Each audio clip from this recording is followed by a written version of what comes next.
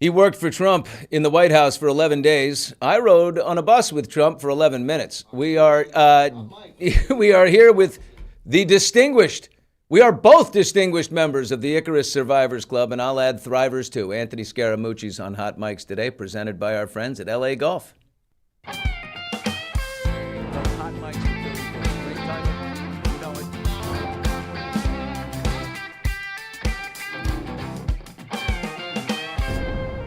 And welcome to Hot Mics. Thanks for joining us on TuneIn, Facebook, and YouTube. We are live today, so hop in the comments section and fire away. The Mooch will be here in a few minutes, Anthony Scaramucci.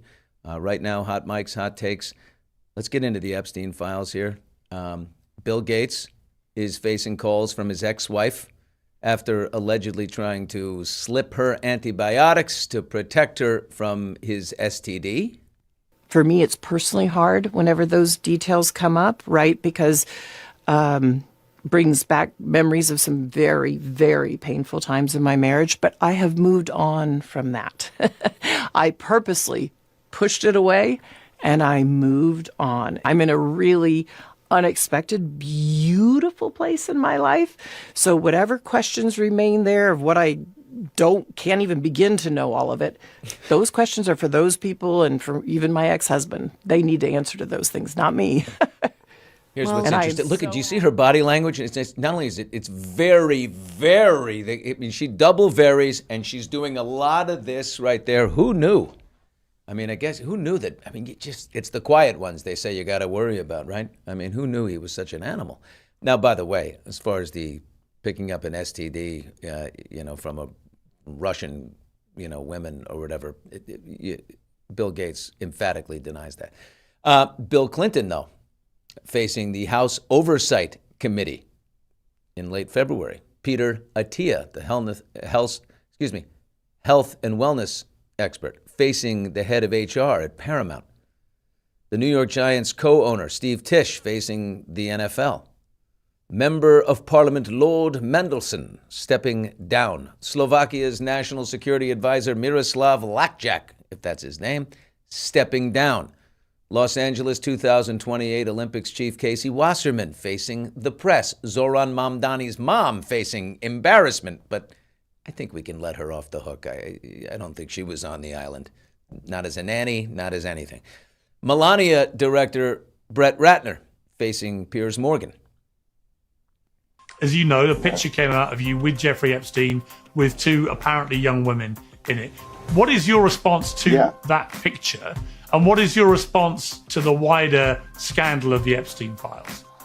Oh, well, that picture in particular happened around 20 years ago, 19, 20 to 21 years ago, because that is a photograph of my fiance who invited me to this event. And that's where the picture was taken. I had never been in contact with Jeffrey Epstein before that photo, and I was never in contact with him after. So that's a picture of me and my fiance at some event. Wow. So who was the fiance, if you don't mind me asking? She doesn't want me sharing her name in the case, but that's my fiance. Very private 100%. person. We got the body language is not good on that. We'll say that. The Crown Princess of Norway is facing her husband, Elon Musk. Okay, for a really, really smart guy, God, is he dumb.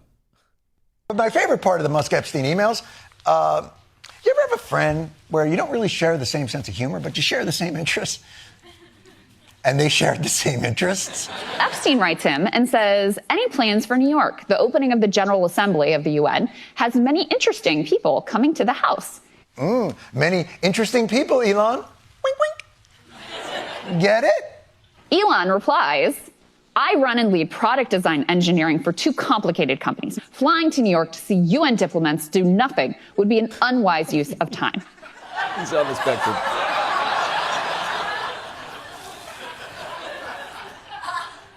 I'm sorry, Jeffrey, could you make it a little more obvious for your friend? To which Jeffrey Epstein replies, do you think I am retarded? Just kidding. There is no one over 25 and all very cute. What the f***? We've all had that friend. Why would I go to the bathroom with you to go skiing? Skiing is an outdoor sport requiring a mountain, Okay. equipment, and... Okay. Oh my God, I needed that, right? I mean, I just love how, like, Elon is so clearly on the spectrum somewhere that he's just like, he just doesn't, it's why he's so brilliant. But, oh my God. Why would I come hang out with a bunch of losers thinking? Epstein himself is facing the devil, we assume. And because the Department of Injustice flooded the zone with all those alleged geniuses, but quickly removed what they say are unverified claims accusing our beloved emperor of SA of a minor, Donald Trump is facing nothing. Well, except another female journalist trying to do her job, whom he treats like crap.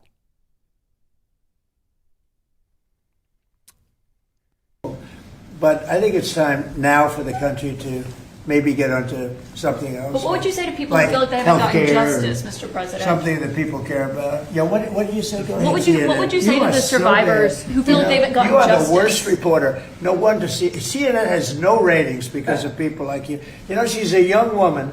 I don't think I've ever seen you smile. I've known you for 10 years. I don't think I've ever seen a smile on your face. I'm asking you about survivors. You know why? You know why you're not smiling? Because you know you're not telling the truth.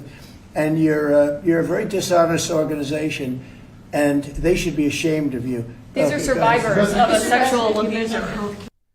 I mean, how does he get away with it, right? The only explanation I can come up with is, and I haven't spoken with him in a decade, but before that, it was regularly for a decade. He possesses the shameless gene, right? He doesn't experience shame as most human beings do, right? His skin doesn't flush. His voice doesn't alter when he tells a lie. There is zero remorse. It's like a dark superpower. People say he's got a giant ego. I don't think he has any ego. The ego is the voice and the narratives in your head, I think it's dead silent in there. But let's turn to a man who was hired to communicate for President Trump in his first term. He lasted 11 days. He would have had better luck with Mussolini. So Anthony Scaramucci will be on Hot Mics coming up here in a minute. Note from our sponsors right now, though, PrizePicks, Super Bowl Sunday, right? Pats versus Seahawks, a rematch of 2014. PrizePicks, the best place to win money watching any sport. The app is quick and easy. All you got to do is pick more or less on a few player statistics, and you can win up to 2,000 times your cash on a single lineup. Right now, PrizePicks will give you $50 when you play your first $5 lineup. Just use the promo code HOTMICS. Download the PrizePicks app. Let's take a look at our bets. Here we go. Okay, check it out. All right, Drake May. Do we think the shoulder's okay? They're throwing us will he have at least one passing touchdown? Got to pick more or less on a half of a passing touchdown. I say he's going to have one. I'm going with more there. Drake May again. Passing yards. This is a gimme. Will he have at least one passing yard? Yeah, yes. This is an easy one here. We'll take that. That's a one for him. Let's go to some of the Seahawks here. Sam Darnold. Look, I think Darnold's going to avenge everything. He's on a roll. I think he finishes the job. He's having an unbelievable season. 229 and a half passing yards. More or less. I'm taking more for Darnold. It's going to be huge. And the best receiver in the NFL, Jackson Smith-Njigba. This guy is unbelievable. 95 and a half receiving yards. Yeah, you can triple team him, and he will get open. I say more to that. And will Smith-Njigba have a rushing or receiving touchdown, at least one? Absolutely. How are you? Well, here we go. We are pleased right now to welcome the one and only Anthony Scaramucci. Scaramucci, can you do the fandango? How often do you hear people say that? I get well, since 1978. I'm a lot older than you. So You're not older than me. I'm 62. How old are you, Billy? Jesus, you look good. Yeah, I'm 54. You're right. I have more Botox on my forehead than Joan Rivers did the day she died. But other than that, you have no Botox in your forehead. I can see the wrinkles. You don't need it. Handsome's handsome. A little bit of Botox. But are you admitting to Botox right now? Dude, I admit to everything. I don't care. I don't take love that. Ozempic. You can tell by the jowls. I don't have Ozempic, but I do have Botox in my forehead. I don't want to look like Sean Hannity, like a snowman on television. I was just don't want on that. his show the other night. You know, I'm You always don't want- nervous. That's why I'm bringing it up. By the way, I love Sean Hannity. I've always had Yeah. a great relationship with him. I'm just teasing. I just saw you on the show, which is why I'm bringing it up. Anthony Scaramucci, I listened to your episode of The Rest is Politics US on Monday. It's fantastic. By the way, had dinner last night and totally Tony told not me. planned with your rest is producers, right? Jack Yeah. and Tony. Yeah, Who they're are- good guys. Yeah, both terrific. They're big fans of yours, by the way. And by the way, my wife wanted me to tell you that she's a huge fan. She listens to you all the time. So I got dispensation to come on Hot Mics. Oh, buddy, this is great. Well, I really appreciate you being here. Look, you and I both know the Donald a bit. It was a longer time ago, but 61% disapproval rating. What do you think are the main contributors right now? General hysteria, ICE, general hysteria, uncertainty about the economy, the bellicosity of rhetoric, meanness, the stuff that you know in your heart. You know, the American people, you know, they want somebody that's a statesman. They don't want somebody that's an arrogant bully. And so they're chastened by him. Now, there is a small group of Americans that are into the Great White Hope, and you know, some of them are probably white supremacists, and some of them probably want a nostalgic America that really never existed. Maybe they'll cling to him. He is right that there's a group of Americans that are going to stay with him no matter what he does. He could be all over the Epstein files. He could attack Greenland. He can promise them things and then take away those promises, and they'll still be with him. But you know, he's finished. By the way, I mean he's coming over the cliff. Stephen Miller and him are like Thelma and Louise driving over the cliff. So it's just you know, he seems powerful now, but over the next couple of months, he'll become less and less powerful. Do you think he cares about handing the baton to a J.D. Vance or anyone after that? See, what I've put out there is like, you see, what these people are so stupid. They don't understand that he doesn't give a flying shit about you. J.D. Vance, he looks at like, he is handing this guy. And by the way, when it came time to first speak out about Renee Good, Trump sent the tweet, or a truth, whatever you want to call it, and he put J.D. out there to do the on-camera work, and he knows that's an anvil on J.D.'s shoulders. People are not going to forget that. It's going to hurt J.D. down the line. But he doesn't care, because actually, when he leaves, he almost, I think, wants, if the party loses, you see, you needed me. Too bad it wasn't a third term. It's crazy. Okay, so you read him as well as I do. Oh, yeah. I've been saying on my podcast that he hates J.D. Vance. He's going to put J.D. Vance in the wood chipper like in the movie Fargo, for sure. He's probably already in the wood chipper a little bit. And he wants to say to the Republicans, you were nothing without me, Billy, and now you're nothing again. See, you couldn't win. He almost would like Gavin Newsom to replace him so he can have that nihilistic, narcissistic orgasm at the end of all this. But you know, he's really crippled here way more than he looks superficially and way more than Fox News would say. You know, the Epstein files are not going to eject him from office, but the sliminess of those files have cut into his base. You know, the Thomas Massey group, the Marjorie Taylor Greene group, there's a lot of podcasters now, Sean Ryan, those guys pulling away from him because he is a lowlife. And that's the just thing. the way it is. You know, There's he's always been a lowlife. 40%, 40% of people, or excuse me, 30% of like really loyal people that aren't going to leave. We call them the Fifth Avenue crowd, right? Stand on Fifth Avenue, I shoot them in the head, they still love me. Yes. Those people, and by the way, I've got something just to give you some humor here. If all of those people who love him wholly and blindly are as sweet as little Dolores here in North Carolina, I might just have to crawl into a bunker for 3 years and see if we made it. Give me Dolores. God bless. Think Donald Trump committed any crimes with Jeffrey Epstein? Donald Trump is not a crime committing type person. He doesn't do that.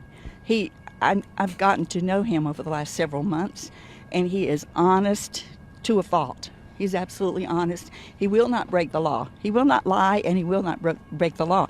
You don't think Donald Trump would lie? No, he won't lie. Really? Ever? You don't think he'd ever lie? So he has a very strong conviction about truth. He started a social media company called Truth Social. Right. Well, there you go. Oh, I love her. That's the Trump mind virus, my man. That's the Trump mind virus. That's like in pluribus, except there's evil in there, And I feel bad for her because she probably actually does believe that, And I feel bad for a lot of these people that have gotten sucked into this nonsense, I think Trump is surprised. Billy, you know him a long time. I know him a long time. He laughs at the people that kiss his ass. Oh, you yeah. know that. Hates I them. know that. Laughs at them, okay? He likes the people that give him a fight. And he looks at those people, like that poor woman, and says, my God, I can't believe that I'm actually getting away with this. That's what he's saying to himself. Yeah, he's like, can you believe this old lady? Look at her go. She's like, I can't believe. Look at poor thing.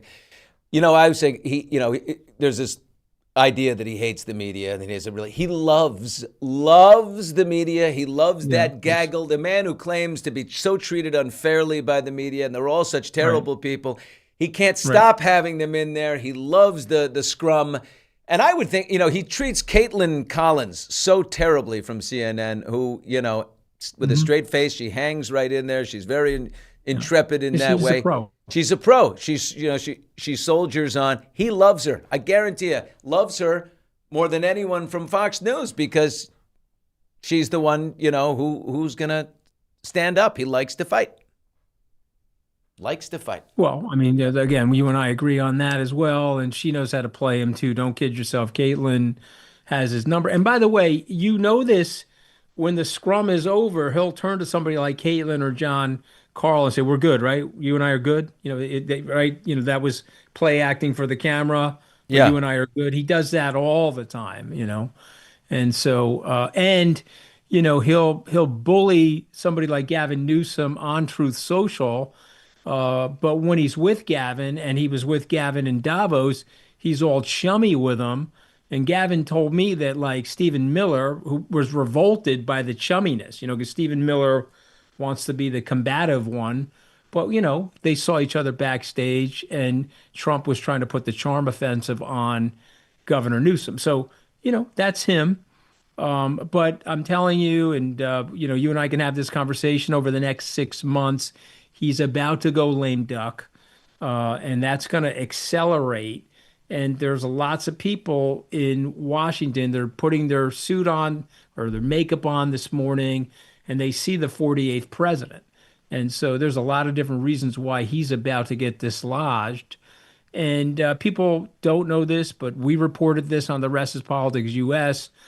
Several Republican senators went to him, okay, you better knock it off on Greenland. If you don't knock it off on Greenland, there's a possibility of a removal. Now, Jerry Baker from the Wall Street Journal said that was BS. Yeah, he can't find 20 senators for that. But that doesn't mean that Thune and McConnell and those guys didn't go talk to him and tell him to knock it off, which, do your reporting. You'll find out that that's true. Do you agree with this assessment? And of all the things, we all know about, Operation Flood the Zone. Steve Bannon told us about it. Keep the media, was so busy that they can't focus on any one thing. But, in 2020, he loses, by every sense. You've got January 6th, again, Minnesota protesters are horrible people. They're domestic terrorists. However, we're going to pardon 1,500 people who smash into the Capitol building in my great name. Right. And then he spends 4 years sowing doubt in U.S. elections, right? A very Russian sort of thing to do. Sow doubt in our electoral process. Right. And then it comes now with the midterms approaching. You got the FBI in Fulton County. You've got Tulsi Gabbard, the DNI, is down there. I don't know what she's doing, walking around on the phone, looking important, like Paris Hilton outside of a nightclub. And then she gets on the speakerphone with the FBI and the president, just a pathetic performance by her. But this is about sowing doubt in the midterms that are coming. He's sensible enough to know that he's probably the party's going to take a big loss. I say a really big loss. And so this is about sowing doubt. Is that what's happening? Is he already kind of firing up the base? Yeah, it's about sowing doubt, but to really take it to a sigma away from the mean, if he could pull the right levers and could get away with it, he would cancel those midterms. He doesn't. He'd like to stay in power. He studied Orban. He studied Erdogan. He would actually like to stay in power, and so I'm not saying that's going to happen because they're going to contain and corral him and just watch over the next couple of months. But I'm saying that's his will, that's his intent. But remember, Billy, the country would have been better off. I would like you to respond to this sentiment and tell me if you agree. The country would have been better off if he won re-election. Hear me out for a second. The Republicans, the mainstream establishment Republicans, were still in there, part of the cabinet. He would have been on his way out at the end of 2024. A lot of things would have happened, but not what he did with the January 6th, calling into question our election integrity, moving on places like Fulton County in Georgia. And so weirdly, him not winning election and fortifying him with the great right-wing alt-right losers like Stephen Miller has made it more difficult for the country, has made it more difficult for our allies. And of course, if you're really watching closely the Epstein stuff and you're really reading through it, it's hard not to see Epstein as a potential operative for the Russians. Oh, and it's somebody. hard not to see. Yeah, and it's hard not to see Donald Trump by his actions. Forget about his words, Billy Bush. I'm talking about his actions.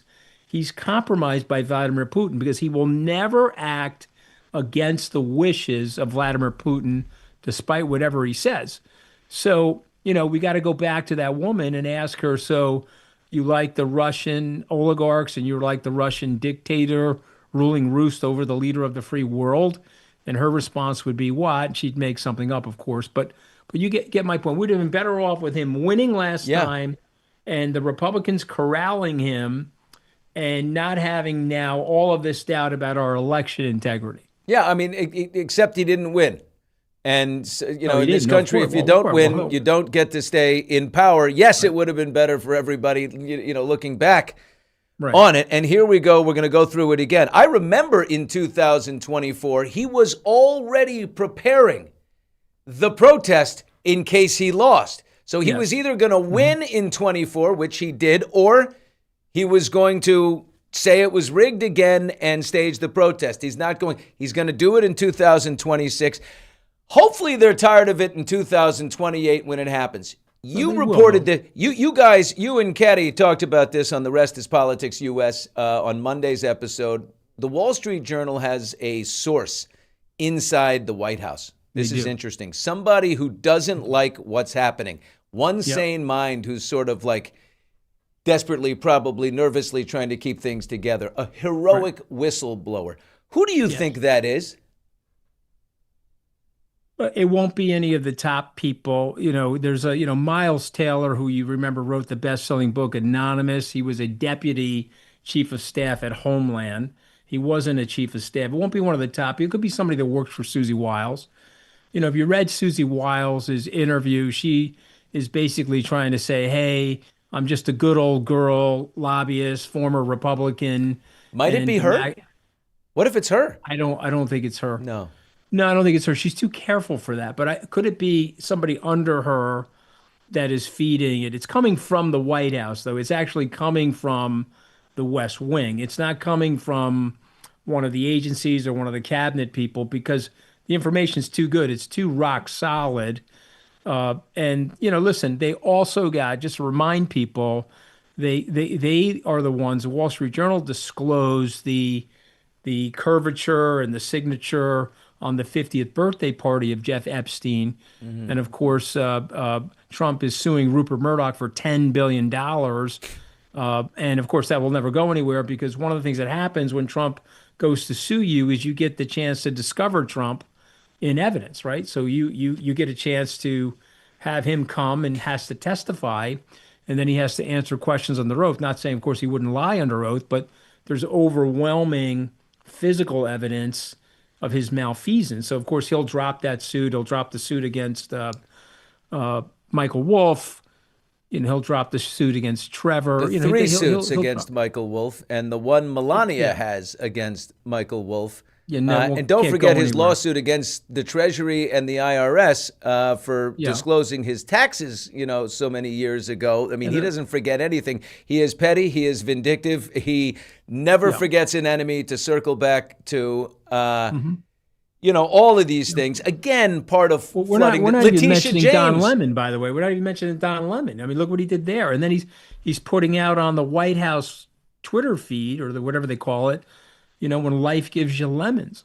So I want you to imagine the president of the United States, a journalist gets arrested in a church, and then a former president, not him, but any of the 44 prior to him, putting out on Truth Social this sort of vindictive Schadenfreude screed about the arrest. And think about the compromise that puts a jury in, or the compromise that puts the quote-unquote prosecutor in, where, by the way, let's just point out to your viewers and listeners, judges that looked at the evidence said, there is no evidence, and I am not going to give you a bench warrant to arrest this man. They went to a grand jury, of course, and the only thing you can indict in the United States, apparently, is Tish James. But we learned in criminal procedure in law school, you can indict a ham sandwich. And, of course, they ended up indicting Don Lemon. But Billy, this is coming to an end. This is the Trump twilight. After the midterms, and we will have them, after the midterms, he is going to get more bellicose with his rhetoric, more nihilistic, but his power will be waning as people set up for 2028. And then the question will be, is how much damage, existential and otherwise, did he cause to the United States, its relationship with its allies, or what he's done to the military has been absolutely disgraceful. The stuff that he did to Senator Mark Kelly, as an example, absolutely disgraceful. So the question will then be, how do we dig ourselves out of this, and how do we renew ourselves after this unmitigated disaster? I have to say, I really, in the beginning when he took over for the second term, I took the bait. I was like, there's only one person that can really take a cudgel to the extreme wokeism that this country that the Democrats walked us into. Shame on them for that. The crucifixion of people for things we all do and think, it's the whitewashing of what it means to be a human being. This is just crazy, and only Trump could do it, and he did it. And I was like, let's give him the benefit of the doubt. And then there were some things I thought that were pretty good, and then I kept playing this game on Hot Mics here called Does the Good Still Outweigh the Bad? And soon, it's just like a tidal wave. It went the other way, and I can't avoid it. I don't really I know he wants to live rent-free in our brains and have us, but I just, I'm so incensed about the decency, the character, some type of morality that belongs in that office. And to me, it's the number one thing, that we choose a person of character. You were just over in Davos. You were talking about the Economic Forum. What was his reception like from other world leaders over there? They kiss his ass, and they kiss his ass to his face, and then privately they deride him, and they privately are aghast at this. I think the thing that people are most aghast at are the billionaire corporate leaders in our country that have lined up behind him. This is sort of the stuff you read about and you say, how is that possible? And now we're experiencing it here in our own country. But no, I mean, listen, everything you're saying is true, Billy, but remember something about Trump. And you know this because you know him for multiple decades. He wants two things. He wants attention. That's right. He wants to be inside your melon, and he wants money. And he wants those two things, and they're one and one. It's not one and two. Those are the two things, and that's the only thing spinning around in his brain. He's telling people privately, I'm looking to make $20 billion off the presidency. He clicked through $5 billion that we know about. How do you know that? Do you have sources that told you that? Yeah, sources. Yeah, of course. 20 billion? He wants to make 20 billion. He's clicked off. Remember, the Journal. He's got about again, 4 now. If you read on the okay, upper but go end. to the Journal. Go to the Journal. The Journal is saying it's 4.6 billion, and you know that they've hidden at least 1 or 2 of the billion, right? And he's sending. Where is he sending Witkoff? So Witkoff is on a peace mission, or Witkoff is on collection duty. Okay, so just stop and ask yourself what he's doing, and stop and ask yourself what the discretionary slush fund of the Board of Peace is going to do post Donald Trump's presidency, and take a step back. There are 2 things motivating him: money and attention. Serving the American people, no, don't want to serve the American people, but I'm motivated by money and attention. Now, can some good things come out? Sure, but the culture of Donald Trump has hurt the country, and the culture of Donald Trump has hurt the world because, Billy, you know this, okay? A benevolent democracy like the United States with this level of power, 5.5% of the world's population, almost 30% of the world's GDP, the most powerful country in the history of the world. When you're benevolent, you get allies. When you're destructive like Trump, you cause your allies to reach out to our adversaries. Okay, look at what's going on with Starmer in Canada, Carney in Canada. Carney in Canada, Starmer in the UK going to China. So Trump is hurting us in a cultural way that is existential and is perhaps irreparable. And so Carney, think about Carney for a second. Trump is flagging on Truth Social provinces of Canada. So if you're the Prime Minister of Canada, aren't you not going to war game and talk to your defense minister now about you? You'd be irresponsible if you didn't say, okay, we got to sit down and talk about what a potential invasion looks like from the U.S. Army. We do know that Trump was planning an invasion in Greenland. He had people in New England. Okay, and we had soldiers lawyering up saying that if they were going to disavow the orders because they thought the orders were unconstitutional, what kind of protections could they seek when Hegseth went to court-martial them? Now, it didn't come to pass, but just think of the nonsense that we sent Rangers to train for the invasion of Greenland. This is terrible stuff, Billy.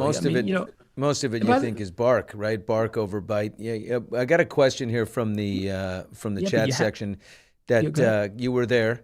So in Davos, Lisa says, ask Anthony if he thinks Trump has something on Lindsey Graham. Well, I think he's got something on a lot of those guys. I think the short answer is yes on Lindsey Graham, but I think it's way more than just Lindsey Graham. I think he's got, and by the way, he's a very ruthless guy. So anything that he has on anybody, he would use decisively, and he would use it ruthlessly. But Lindsey Graham is he's a shell of the person that he once was, and he's a cipher now. That's going to be what history says about these people. They're going to be like, wow, Article 1 was designed to protect us against a rogue figure that took over Article 2, the chief executive spot. And there were 535 people that were responsible agents of the government sworn to the Constitution, the House of Representatives and the senators, and they reneged on their responsibility to cross-check Trump into the boards and put him in the penalty box. They reneged on that responsibility because they want to serve their personal interests and their personal power over serving the public. And so they could. By the way, they could hand check Trump immediately. You know this about Trump. The minute he's hand checked, he would go in reverse, which he did on Greenland because of the pressure on him. But they're afraid of him. They want to stay in power. Bill Cassidy said a few things nasty about him, and now Trump is supporting an alt-right figure to replace Bill Cassidy in Louisiana. Look at what he's doing to Thomas Massie. Thomas Massie has voted with him 91% of the time. The 9% was related to disclosing information related to a pedophile ring. Trump did not want to disclose that information because he's in the ring. Okay, we got that. Okay, so and why do you think it took a year? After Bondi said there's no Epstein files. Let me repeat, there's no Epstein files. Okay, Bondi says this a year ago. It took him a year to redact most of the stuff that Trump was involved with out of the 6 million pages of the files. Mooch, here's the thing. I will not forgive the Republicans in power in Congress for not doing something. It's you know, we all know it's power over people, it's power over purpose. Just check them. They've got to. It's unforgivable, the enabling, and I don't see how they repair the party. Lindsey Graham, certainly outspoken. Marco Rubio, when we talk about the Wall Street Journal source inside, I thought someone at that, you said not that high, but I thought it might be him. I still think he's a sensible man in there somewhere. And I got to say, in 2028, I hope he elbows out J.D. Vance. He'd be a pretty good option. But unfortunately, the enabling that he's doing, it's going to stick with him. Can he say in the end, I'm sorry, I had to do it, or else the whole world would have blown up? Trust me, I don't know what he's going to do. He must be so frustrated because I know he wants the top job. But I don't know how the party recovers. Billy, he's finished. You know what? Let me tell you something. You're with Trump and you're supporting pedophilia, okay? You're finished. There's a whole new generation of politicians that are coming that are going to go to the American people and say this sludge and cesspool, as evidenced by these files, you don't want to be near these people, okay? They will not break from Trump. A statesman would get to the microphone and say, this is appalling what we're witnessing. And by the way, they're redacting everybody. It was a beautiful 9-year-old girl to Epstein, redacted the name. Yeah. Okay, guys, the American people don't like that. The whole thing is redacted after that. Whoever the whole thing is redacted. The sender of the email and everything after that, redacted. The American people do not like it, okay? And the American people, I believe this is a cultural moment, Billy. I believe we're going to look back on this and people are going to say, you're with these guys, we'd like to throw you out of office. And I think there's a new voice going to come and rise in America that's going to surprise people, and it won't be these people. Everyone says, oh, it's going to be Rubio or it's going to be Vance. Really? I don't see it, my man. And maybe I'll be wrong about that, but I doubt it because they have very negative ratings, those two.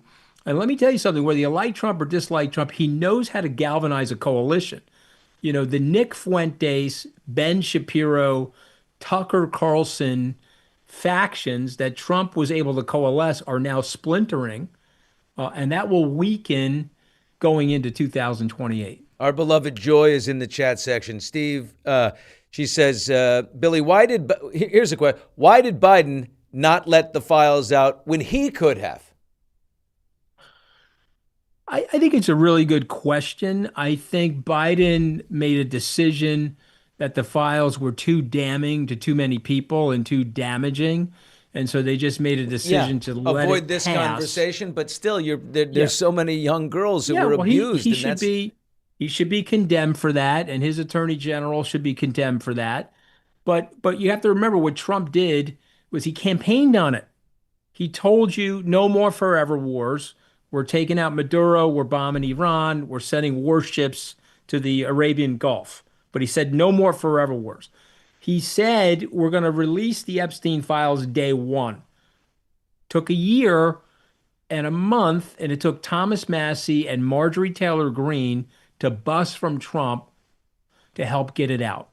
Okay, and so if you go down the list, okay, he reneges on his promises to everyone. He serves one person, and that's him. And, listen, Biden should be held accountable for that. And that is a stain. That is a bipartisan stain. This is why I really do believe what Ed Luce wrote today in the Financial Times and what Katty and I talked about on Monday. This is a cultural moment for the United States. People are looking around and saying, nah, I don't want pedophilia rings running the country. We got a $40 trillion budget deficit. We've got a lot of problems. We've got to get problem solvers in these positions. And I think there'll be a new rise of political leaders. Let's talk about the rise of political leaders. I mean, Gavin Newsom just put out, just did a Vogue spread that was, it was I mean, wouldn't we all want one of those? He is handsome. The Democrats are obsessed with two things when it comes to candidates. That is identity politics, what you look like, Right. and the color of your skin, importantly. They love that. And if you're Kennedy-esque, they're always looking for anyone. They're obsessed with the Kennedy lore. And Gavin is definitely Kennedy-esque. He's as handsome as JFK Jr. He's got the great hair. But he has a terrible record in California. The candidate before him was a liberal from California. There's a lot going against him. I live in Los Angeles. His failure on the Los Angeles fires is unbelievable and unforgivable. The mayor as well. Does he? But I don't see anyone else. The one thing he is doing effectively is hand-to-hand combat with Trump. He's his social media is kind of working. Anyone who's tried to get down on Trump's level, like Rubio did in 2016 when he was running, has failed miserably. But Gavin's had some success. Is he as viable as he thinks? Well, listen, California better than me. I don't live in California, but when I look at California from a distance, it's the fourth largest economy. It's a complex state because there's a lot of immigrants that have entered the state. And so in some ways, it's like an emerging market. So it's very hard to manage the state. But you've got industry there. In addition to Hollywood and Silicon Valley, you've got the defense industry, farming, agriculture, tourism, et cetera. And so I think if he switches the narrative up, and maybe what happened with the fires is unforgivable, and I'm sure he has some shortcomings like every other politician. But I think if he gets on offense, this is terrible for me to say. You can cut it if it's not appropriate, but I don't think they're going to put a woman in that position after having two women in the position in the last three elections and both of them losing. So I don't think that's going to happen. Buttigieg, again, this is factual. I have no problem with his sexuality, God bless him, and people should live exactly the way they want to, but he polls at a 0 with the African-American community. Okay, so he's a very competent, very capable guy. I think it'd be very hard for him to win that nomination. Josh Shapiro is an effective person, but I think Gavin has more image and has more Hollywood appeal and probably has more charisma than Governor Shapiro. So when I look at the list, okay, I see Newsom, if he can hang in there, he runs a good campaign, I see him getting the nomination. Now, the problem with the Democrats, and this is the best thing that Donald Trump and the Republicans have going for them, are the Democrats. They, for some reason, want to fight with each other. Their own worst enemy. Exactly. They want to fight over name usage, pronoun usage, picking. They hate me, Billy. I once worked for Donald Trump. I denounced him in 2019. Not enough. I'm to be scorned and hated.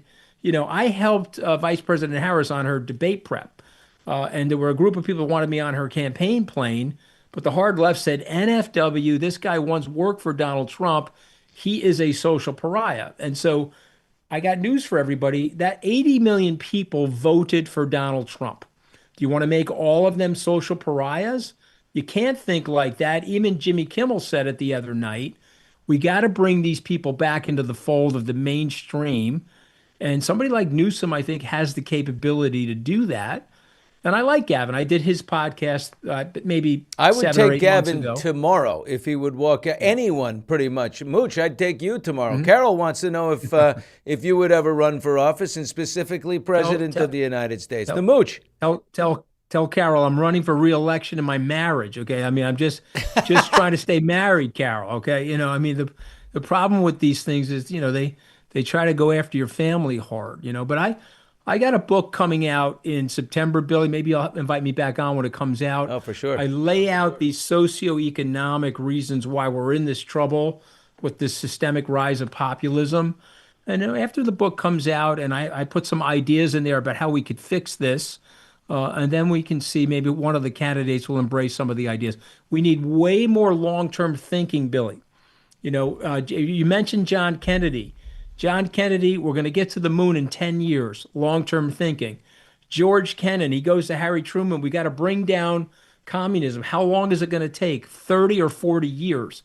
The Truman Doctrine is adhered to and committed to in a bipartisan way by every president. And of course, George Herbert Walker Bush, one of your namesakes, the wall comes down in 1989 after that multiple decade commitment. And so we need long-term thinking now to renew the country and to rebuild the country. And by the way, I'm very optimistic, Billy, because let me tell you about this country. Every 80 years we go through something. Start the country, 80 years later, Civil War, 80 years later, the Depression and the Great World Wars. And now we're 80 years out again. And so we're going through something. But this is a country of amazing versatility and flexibility. I believe we will reflect and we will renew ourselves again. And I'm excited. You mean we will about make America great again? Is that what you're saying? It's not actually great. See, it's not that. It's just trying to make a union, an imperfect union, slightly less imperfect, Billy. You know, it's about recognizing that this wonderful decentralized government has led to multi-ethnic prosperity, has led to aspirational class mobility, and we've got still a great educational system at the university level. We need to improve our K through 12 public education, but we have to think about how to make the working class people in this country feel aspirational, that their children can do better than themselves. That was my dad, and that was my dad with my family.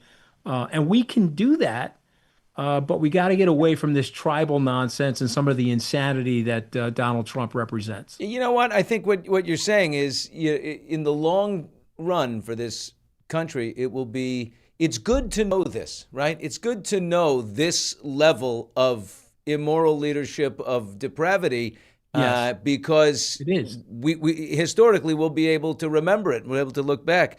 A lot of people and change it. Yes, I agree with you.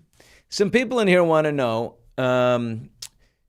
what. So you're in the, and I'm sure you've told this a million times, but 11 days you serve as communications director for Trump, and why did you go in, and what happened between the two of you? Was there a specific conversation?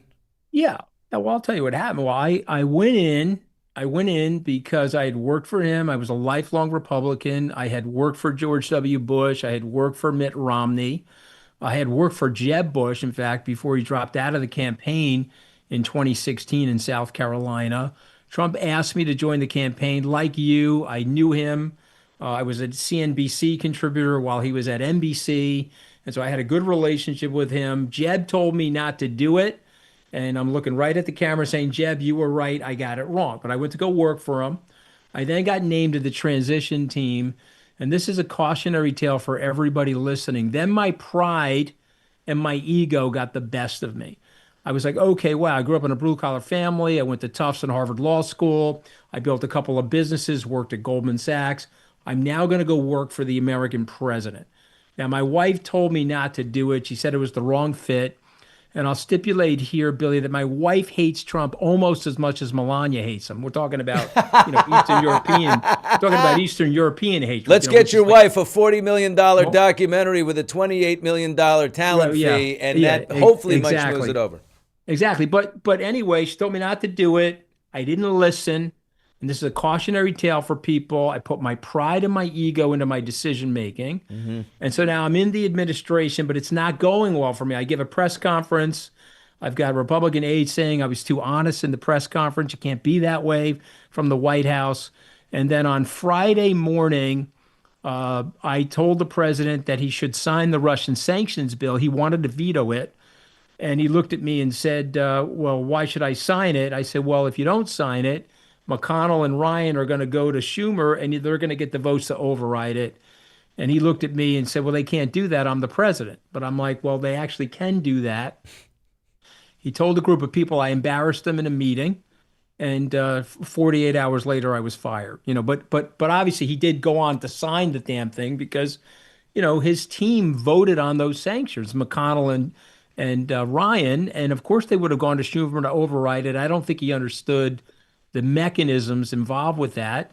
And he claims that I embarrassed them and I got fired.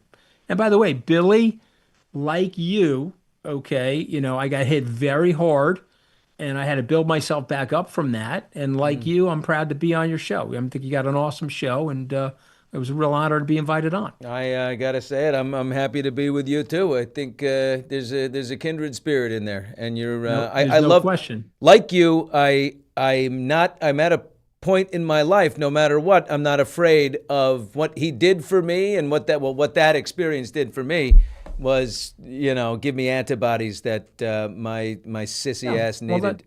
Well, that's what happens. This is another lesson for your viewers and listeners from your life. Get up. Get off the canvas and don't blame the victim. Don't be the victim. Yeah. And get up and move on. And you're the living example of that. It happens. And I'm frankly very proud to know you. And you're a great role model for a lot of people. Mooch, I got to leave it there. I mean, and I don't know who do we have the same hairstylist? I got to say, yours is really held up beautifully. Beautifully. I'm a Same lot here. older than you, brother. There's a lot of cocktails going on in here to keep this thing going, okay? Do not tell Mrs. Mooch about the ladies in the chat who are commenting on Mr. Scaramucci and his handsome looks. She does not need to know that. Nobody. Don't get me in trouble. Remember, she believes in castration. Don't get me in trouble. All right, brother. Great to be on with you, man. Anthony Scaramucci, I love it. I love The Rest is Politics US. Amongst all the other things he does is really fun. Out of the goal hanger guys out of the UK, and it's a really good bi-weekly, usually, podcast. And I'm loving it. It's very successful. Thank you. Thank you, brother. Okay, we'll see you soon, I hope. God bless. All right, and when I come to LA, I want to look you up, all right? We're having dinner, and if you're a golfer, bring the clubs. I'm taking you out. All right, that's a deal. I'll see you. All right. Good man. Good man. Like him so much. Hot Mics with Billy Bush. That's it. We're done for today. Bada bing. Presented by LA Golf. Take your swing to the next level with LA Golf's cutting edge tech. Visit lagolf.com. Upgrade your game. Thanks for listening. If you're listening on TuneIn, we appreciate that. Facebook and YouTube Live. And we will be back on Monday with an all new, fresh episode of Hot Mics with Billy Bush. Till then, see you tomorrow on Morning Mics, our live chat, 10 a.m. Pacific and 1 Eastern. Ta-ta.